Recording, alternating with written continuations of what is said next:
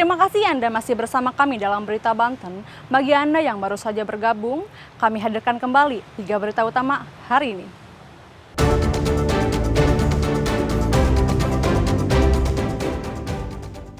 Melanggar dokumen keimigrasian, 6 warga negara Pakistan dideportasi.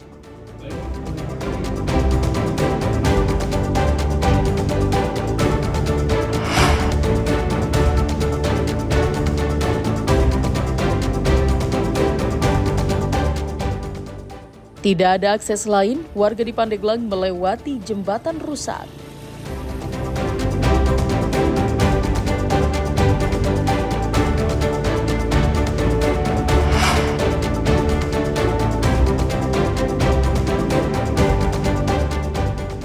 Bertahun-tahun tidak kunjung diperbaiki, warga Cawilan keluhkan jalan rusak.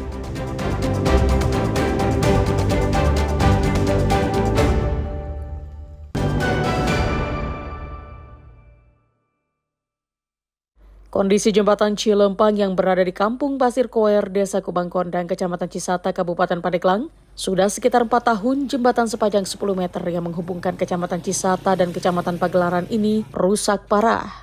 Amblasnya jembatan ini terjadi lantaran sudah lapuk dimakan usia dan sering diterjang banjir saat musim hujan datang. Meski membahayakan dan mengancam keselamatan, namun banyak warga yang nekat melewati jembatan saat beraktivitas. Jembatan ini amblas dari tahun berapa sih, Pak? Tahun 2022. Itu faktor penyebabnya apa, Pak? Karena banjir. Oh, sering banjir di sini ya? Iya. Nah, Pak, dengan kondisi seperti ini, tanggapannya gimana nih, Pak? Kondisi jembatan seperti ini, Pak? Mana jembatan ini ambruk. Susah ya lewatnya juga ya? Iya, susah. Pernah ada yang kejadian jatuh nggak nih, Pak, di sini, Pak? Udah. Mobil banyak yang jatuh itu bannya. Nah, Pak, selama ini nih, Pak, sudah ada perbaikan coba belum, Pak? Belum ya? Pihak desa sudah mengajukan perbaikan ke pemerintah daerah, namun hingga saat ini belum ada respon positif. Sementara perbaikan hanya dilakukan oleh masyarakat secara swadaya. Jembatan itu, jembatan masuknya kan ke jembatan penghubung 2 kecamatan, yaitu Kecamatan Cisata dengan Kecamatan Pagelaran. Untuk kejadian ambruknya itu diperkirakan di tahun 2022 kami dari pemerintah Desa Kubang Kondang swadaya bersama masyarakat mungkin sudah 4 kali, Pak, melakukan perbaikan swadaya yang tadinya itu kan dari pohon kelapa. Waktu itu ada bantuan jembatan sementara dari Pemda, terjadi rusak lagi, terus kami elas beberapa kali, hampir 4 kali kami perbaikan.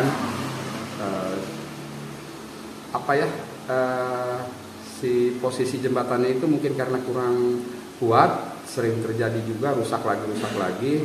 Warga berharap agar pemerintah daerah agar segera membangun jembatan tersebut agar bisa dilalui kembali oleh warga sekitar. Ariel Maranus dan Septiana Wahyudi melaporkan dari Kabupaten Pandeglang.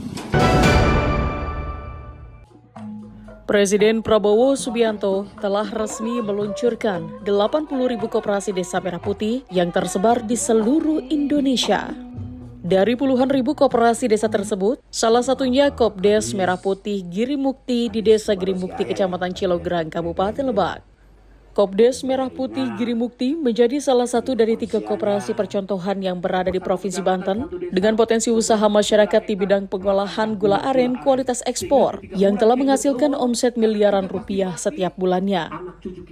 Dalam peresmian yang dilakukan secara daring tersebut, Bupati Lebak Hasbi Jayabaya turut menyerahkan surat keputusan KDMP kepada anggota koperasi serta turut melihat kesiapan KDMP milik Desa Girimukti. Ini hari yang bersejarah, 80.000 koperasi secara kelembagaan, secara berbadan hukum sudah resmi berdiri seluruh Indonesia. Saya mendorong khususnya di Kabupaten Lebak, masyarakat Kabupaten Lebak di tiap-tiap desa dan kelurahan, jadilah anggota koperasi supaya bisa merasakan manfaat dari pengelolaan potensi-potensi lokal yang ada di desa-desa tersebut. Begitu. Sementara itu, salah satu anggota Koperasi Girimukti mengucapkan terima kasih kepada Presiden Prabowo Subianto karena telah membantu meringankan perekonomian masyarakat melalui hadirnya Koperasi Desa Merah Putih di tengah perekonomian yang sedang lesu.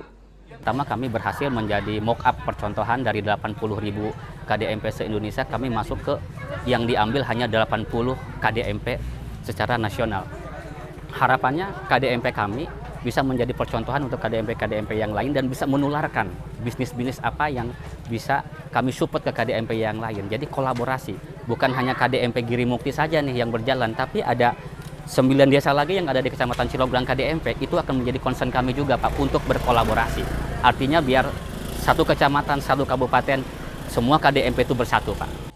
Koperasi dianggap bisa menjadi alat perjuangan rakyat kecil untuk menjadi kuat secara ekonomi melalui gerakan nasional strategis dalam mensejahterakan rakyat Indonesia.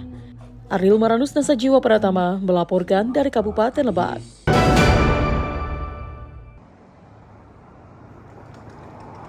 Berkas kasus permintaan proyek senilai 5 triliun yang dilakukan sejumlah pengusaha di Kota Cilegon kepada Chengda Engineering CO selaku kontraktor utama pembangunan PT Chandra Asri Alkali diserahkan ke pihak kejaksaan.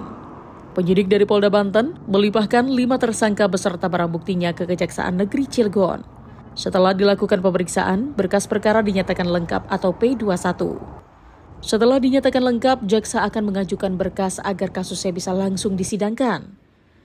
5 tersangka yang dilimpahkan adalah Muhammad Salim, Ismatullah, Rupaji Zahuri, Isbatullah, dan Zul Basir.